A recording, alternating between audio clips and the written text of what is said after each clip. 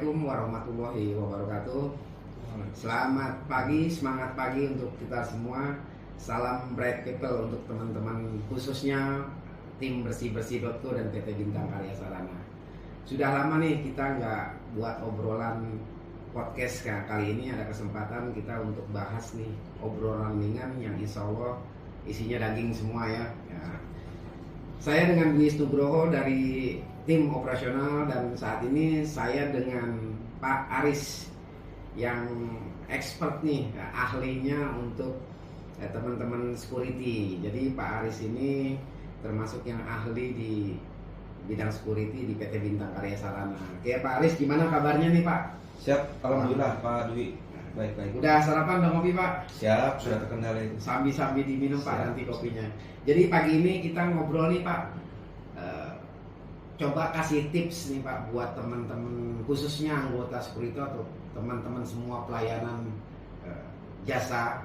Gimana cara mereka supaya nggak baper? Gimana cara supaya mereka nggak marah atau emosi setiap kali mereka dapat keluhan atau komplain dari user atau customer nih Pak? Gimana menurut Pak Aris tips yang harus dilakukan teman-teman di lapangan gimana Pak? Monggo Pak. Ya, baik Pak Dwi. Untuk melanjuti komplainan dari user ataupun dari klien, biasanya sih yang memang agak kencang itu bisa dari klien, karena memang kalau untuk user itu kan memang agak sering bertemu lah tiap hari. Ya, tapi kalau untuk klien tuh kadang tentatif dia. Nah, Jadi mungkin tips pertama itu kita harus tahu dari koreksi diri kita sendiri dulu. Kita pasti punya tingkatan emosional yang berbeda. Ya. Cuman ditekankan di sini itu pertama itu kita jangan baperan. Jangan baper, oke. Jadi kerja secara profesional. Dalam arti gini, attitude itu memang harus ditekankan ke tim lapangan. Baik.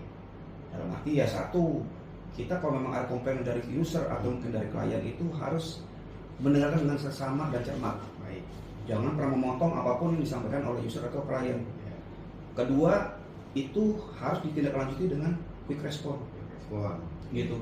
Ya mungkin dengan attitude kita yang 5S, senyum sapa salam segala macam itu kita coba tindak lanjuti kembali. Baik. Seperti itu. Jadi 5S itu termasuk SOP ya Pak ya? Siap, itu Ya. sudah termasuk prosedur kita. Oke. Seperti itu. Jadi setiap kali mungkin anggota baru bergabung atau ada kunjungan, mungkin dari tim operasional ya selalu mengingatkan untuk terus menjaga attitude Siap. semua anggota nih yang ada Betul. di lapangan ya Pak Aris. Ya selain itu apalagi ini Pak untuk tipsnya kepada anggota supaya tidak baper lah dalam Baik. bekerja gitu. Ya paling gini, kalau memang kita untuk kembali ke masalah baper, itu memang kita lihat dari situasi dan kondisi di lapangan sebenarnya. Cuma poinnya, setiap apapun keluhan atau masukan ataupun andai tekan di lapangan itu kita nggak usah baperan. Dalam arti ya terima dengan lapang dada. Terus kalau memang poin pertama sih yang penting jangan defense. Ya.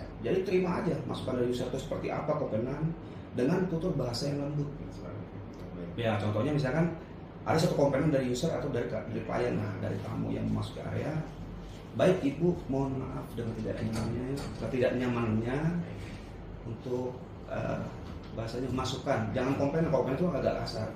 Masukan dari ibu atau bapak akan kami tidak lanjuti. Seperti itu Pak.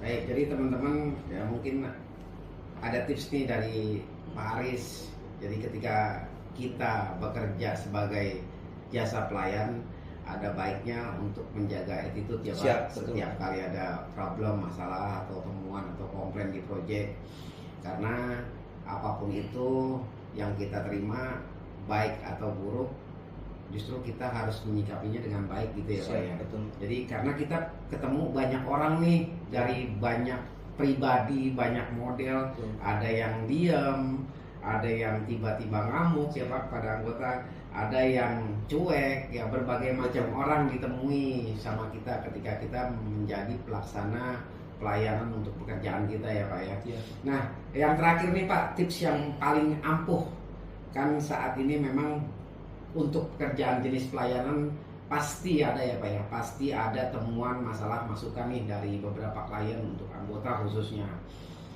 Tips yang ampuh buat teman-teman di lapangan seperti apa nih Pak Aris kalau menurut Pak Aris sendiri gitu? Kalau menurut saya pribadi khususnya nih Itu kalau saya yang penting saya sesuai dengan SOP yang Baik. diterapkan oleh dari perusahaan, dalam arti dari PT kita dengan user. Terus yang kedua itu kita berprinsip yang penting kita tuh apa ya, bahasanya itu ini pekerjaan kita, Ya. tanggung jawab kita. Ya. Apapun bentuk di lapangan itu normal lah buat saya, itu ada benturan lah, atau apalah yang sifatnya komplainan lah. Tapi kita tinggal dengan lapang dada. Baik. Itu aja. Yang ketiga ya cermati aja. Jangan bosan baperan segala macem. Terus kalau memang kita bisa tanggulangi sendiri, ya kita tanggulangi. Tapi kalau memang di situ ada yang dituakan, danro atau chip atau apa, kita tinggal koordinasi dengan pimpinan seperti itu Pak. Baik, jadi kesimpulannya nih teman-teman untuk akhir obrolan kita, apapun itu masalah yang kita hadapi dengerin dulu ya Pak ya. Maksudnya dengerin temuannya, dengerin keluhan dari customer. Terus kita ulangi lagi apa itu temuan masukannya ya kan. Setelahnya kalau memang harus dilaporkan kepada atasan, kita wajib melaporkan kepada atasan agar kita bisa menemui titik terang atau menemui solusi dari setiap masalah yang di project. Intinya kerja di lapangan itu memang keras ya teman-teman, tapi hati kita nggak boleh keras, kita tetap dingin. Semoga kita semua diberi selalu kesehatan, Pak Aris dan saya dan teman-teman semua. Kita jumpa lagi untuk next podcast yang lebih seru ya obrolannya Pak Aris ya. Terima kasih banyak buat Pak Aris waktunya nih pagi ini. Semoga kita semua sehat selalu. Amin. Wassalamualaikum warahmatullahi wabarakatuh.